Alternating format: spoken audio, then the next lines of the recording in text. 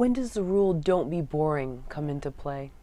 From beginning to end, the least we want is not to be bored. I mean, I go to the movies and see screeners. Scandalously, I'm going less and less to theaters and looking more and more at screeners.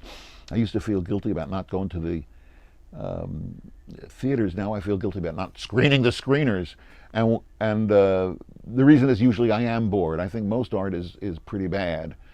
Most paintings, most sculpture, most literature, most music is lousy. Now that also may seem like a cynical and a dark thing to say, but it's the opposite of that. The truth is, the stuff that is contemporary, much of it is going to be pretty bad. Some of it will be brilliant.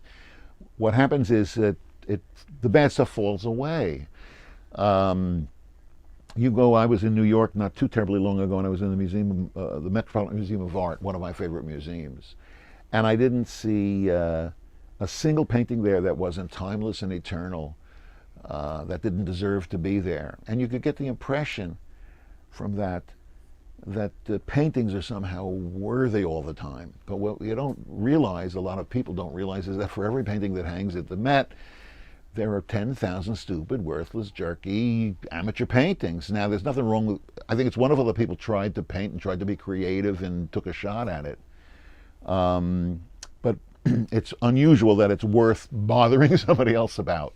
That is to say, there's something in the work that merits the attention and the consideration of the time of an audience, an observer.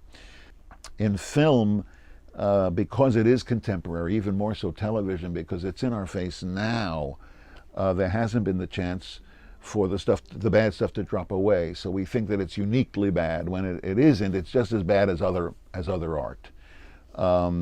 Fortunately, the little bit of really, really good stuff is enough to change your life and make it worth engaging all of the stuff, so that you do see the good stuff.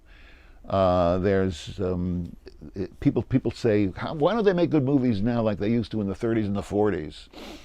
Did they make good movies in the 30s and the 40s? They did. There were a lot of really good ones, but there were also a lot of lousy ones. We just don't remember them.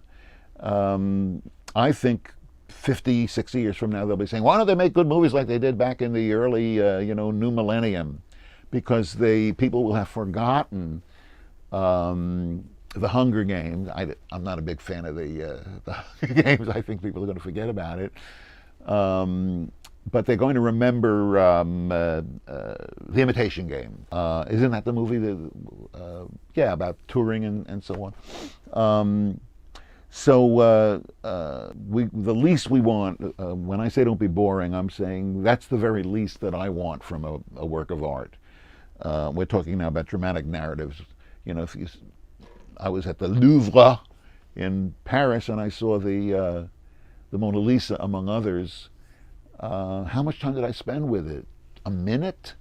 If I'd spent 3 minutes with it, that would have been a long time. If I sat quietly now for just a few seconds, you'd feel how heavily time weighs. No, I'm just waiting for. See, if I get quiet even for 2 seconds, you get nervous and you jump in. I don't blame you. That's my point. But the most we want that's the least we want. I have a deal with my wife, which is if I start to nod out during a movie, she's supposed to let me do that, unless I'm snoring and wheezing and spraying everybody around us and bringing disgrace and discredit and humiliation upon us. It's up to the movie to keep me awake. And the fact of the matter is that I used to fight it. If I started to drift during a movie, I would fight it hey, sort of, I got a deep breath and try to, pay attention. Now if I start to drift, that's it. I'm going to nod out in this one. It's just not worth seeing, I've walked into movies where I was really weary, hadn't slept very well, but it was a good movie and it woke me up. So that's the least we want. Don't be boring. And if that's all you do, that's an incredible achievement. But again, that's the bottom. What's the top? And the top is I want my life changed completely the way great art does. I want it turned upside down and transmogrified. I want to be transported. And that's what Breaking Bad did to me. That's what The Sopranos did to me. My life is different, and, constantly because of my exposure to that great art. And that's what great art should do at the top end. It should just change your life forever.